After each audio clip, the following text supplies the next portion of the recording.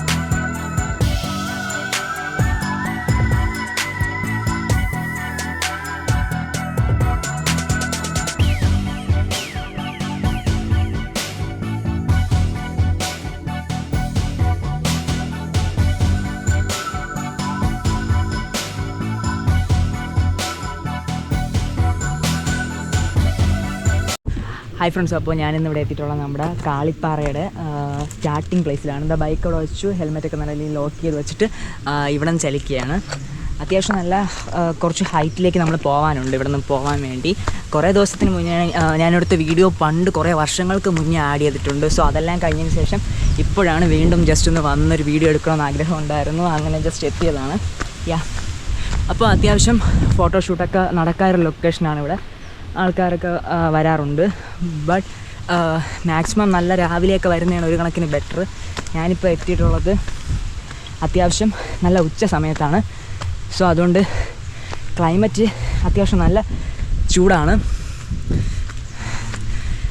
അങ്ങനെ കയറിക്കൊണ്ടിരിക്കുകയാണ്. ഇത് നമ്മുടെ വാട്ടർ അതോറിറ്റിയുടെ നമ്മുടെ ട്രിവാൻഡ്രം റീജിയനിൽ ഏകദേശം കുറേ ഭാഗങ്ങളിലേക്ക് നമുക്ക് വെള്ളം എത്തിക്കുന്ന ഒരു വാട്ടർ അതോറിറ്റിയുടെ ബേസ് ഇവിടെയാണ്. ഇവിടെ നിന്നാണ് ഈ വലിയ പൈപ്പിലൂടെയാണ് കൊണ്ടുപോകുന്നത്. കണ്ട ടു ഒറ്റശേഖരമംഗലം 8.5 LL കപ്പാസിറ്റി. അപ്പോൾ 85,000 ലിറ്റർ ആയിരിക്കും, ഐ തിങ്ക് സോ.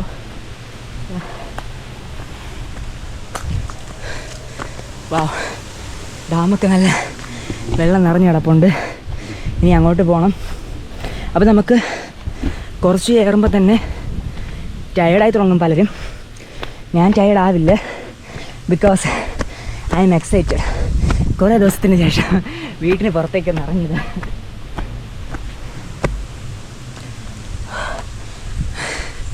ഒട്ടും നടന്നില്ല.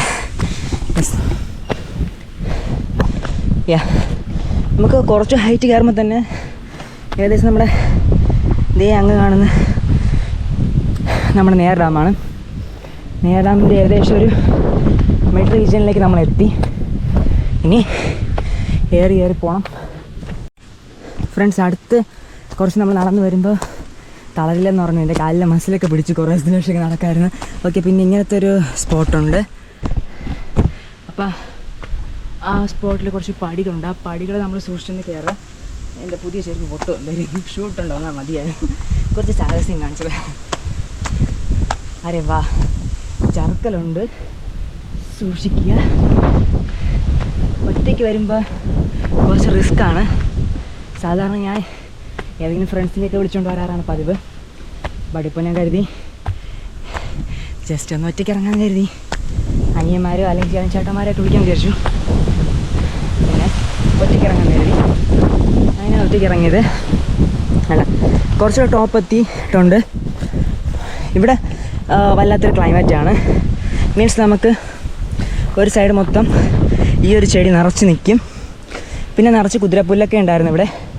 അതൊക്കെ വെട്ടി അവർ ഒതുക്കി. കുറച്ച് കാടായിരുന്നു. ഇവിടേക്ക് വരുന്ന ആൾക്കാർ ഇടയ്ക്ക് വരാറുണ്ട്. അതുകൊണ്ടാണ് കുറച്ച് നല്ല ഭംഗിയായിട്ട് കിടപ്പുള്ള. നമ്മൾ നേരത്തെ കണ്ട പ്ലേസിലേക്കാളും നമ്മൾ കുറച്ചുകൂടെ അടി ഉയരങ്ങളിലേക്ക് എത്തിയിട്ടുണ്ട്. ഈ വീഡിയോ കഴിഞ്ഞിട്ട് ഞാനൊരു അടുത്തൊരു വീഡിയോ ആഡ് ചെയ്യുന്നത് നമ്മുടെ നേടാമിൽ നമുക്ക് അവിടെ ഒരു ലൊക്കേഷനിൽ ഫോട്ടോഷൂട്ട് എടുക്കാൻ വേണ്ടി പറ്റും. ആ ഒരു പ്ലേസും പിന്നെ ഇവിടെ ഒരു നേടാമിലെ ഹാച്ചറി ഉണ്ട്. ആ ഹാച്ചറിയിലേക്കാണ് എൻ്റെ ഇന്നത്തെ യാത്ര. അവിടെ ഹാച്ചറി നമുക്ക് വീഡിയോ അലൗഡ് അല്ല എടുക്കാൻ വേണ്ടി. സോ അത് നടക്കില്ല. സോ അതിനെ പുറത്ത് നിന്നിട്ടുള്ള കാര്യങ്ങൾ കാണിക്കാം.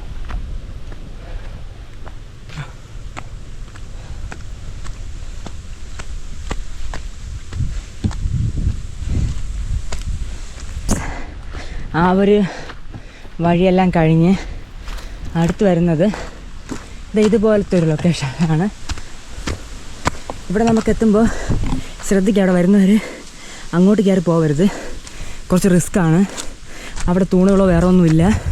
അവിടെ നല്ല താഴേക്ക് പോയിക്കഴിഞ്ഞാൽ കൊക്കയാണ്. സോ പക്ഷേ ഇവിടെ കുറച്ച് മരമുണ്ട്. ഇതുവഴി നടന്ന് പോയാൽ നമ്മുടെ ഡാമിൻ്റെ വ്യൂ കിട്ടും. പക്ഷേ ഞാൻ അതുവഴി പോകുന്നില്ല. നമുക്കിനി ഏറ്റവും മുകളിൽ പോകാം. ഏറ്റവും മുകളാണ് കുറച്ച് വ്യൂ. നല്ല കാറ്റും ഉണ്ട് മുകളിൽ. അപ്പോൾ മുകളിലേക്കുള്ള യാത്രയാണ്. ആ യാത്രാ മധ്യേ നമുക്കിവിടെ കുറച്ച് സ്റ്റേ കാണാം. ഇവരിവിടെ രാത്രി താമസിക്കുന്നു. അതെന്തോ കാര്യങ്ങളൊക്കെ സൂക്ഷിക്കാൻ വേണ്ടിയൊക്കെയുള്ള സ്ഥലമാണിത്. ഇത് നമ്മുടെ കാളിപ്പാറ ഇവിടെ ക്ഷേത്രത്തിൻ്റെ ട്രസ്റ്റിൻ്റെ കീഴിലുള്ള സ്ഥലമാണ്. സോ ഇവിടെ വരുമ്പോൾ നിങ്ങൾ ഫുഡ് എന്തെങ്കിലും കൊണ്ട് വെച്ച് കഴിക്കുകയാണെങ്കിൽ പോലും അതിൻ്റെ താഴെ ഒരു ലൊക്കേഷനിൽ കൊണ്ട് വെച്ച് കഴിക്കുക. പിന്നെ ഇതിൻ്റെ മുകളിലേക്ക് പാദരക്ഷകൾ ഉപയോഗിക്കാൻ പാടില്ലെന്ന് ബോർഡൊക്കെ ഉണ്ടായിരുന്നു ഇടയ്ക്ക്. ഇപ്പോൾ എങ്ങനെയെന്ന് അറിയില്ല. മുകളിൽ ഈ സമയത്ത് നോർമലി ആൾ കാണാത്തതാണ്. അടുത്ത് നമുക്ക് ഇവിടെ നിന്ന് ഇനി അത്യാവശ്യം സൂക്ഷിച്ച് നടന്നു കയറാം. സൈഡൊക്കെ നമുക്ക് ഫെൻസൊക്കെ ഉള്ളതുകൊണ്ട് കുഴപ്പമില്ല. എന്നാലും ഒന്ന് സൂക്ഷിക്കാം. ഓക്കെ, അപ്പോൾ ഏറ്റവും മുകളിലേക്ക് എത്താറായിട്ടുണ്ട്. ഇതാണ് നമുക്കിവിടെ മുകളിലേക്കുള്ള അവിടെ അവസ്ഥ. മലയും ബാക്കി കാര്യങ്ങളൊക്കെ വെച്ചിട്ട് മുകളിലേക്കുള്ള വ്യൂ ആണിത്.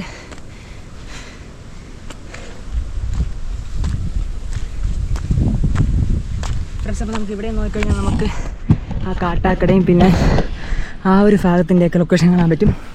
ഇത് അങ്ങൊക്കെ അമ്പൂരി, ഇത് അവിടെ കാണാൻ പോകുന്ന അമ്പൂരിയുടെ സ്ഥലങ്ങളാണ്.